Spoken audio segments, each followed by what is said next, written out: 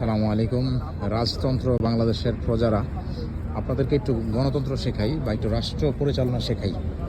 এই মুহূর্তে আমি যেখানে আছি এটা হইল রাষ্ট্র কীভাবে চালাইতে হয়। এটা হচ্ছে একটা আউটোস্ত্রাদা বলে এখানে, মানে হচ্ছে যে হাইওয়ে রোডের মধ্যে আমরা এক জায়গায় নামছি।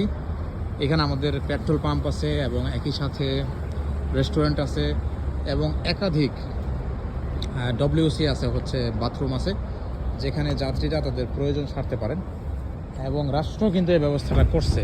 তো এখানে একটা আমরা ফি দেই, আমরা যখন এই রাস্তায় উঠি তখন আমরা একটা ফি দেই, যেটা বাংলাদেশের টোল প্লাজায় যেমন আমরা ফি দিতে হয় এরকম ফি দেই, কিন্তু এই সেবাগুলো কিন্তু আমরা পাই। আমাদের গাড়ির পার্কিং, বাস ট্রাক সব কিছুর পার্কিং আছে এবং রিফ্রেশ হওয়ার জন্য যত রকম প্রয়োজন সব কিন্তু আছে। তো এগুলো আসলে রাষ্ট্র এইভাবে চলে। আসলে আমরা তো আমাদের দেশে তো এগুলো আমাদের রাষ্ট্ররা, আমাদের ইয়েরা বোঝে না, আমাদের রাষ্ট্রের পরিচালকরা বোঝে না।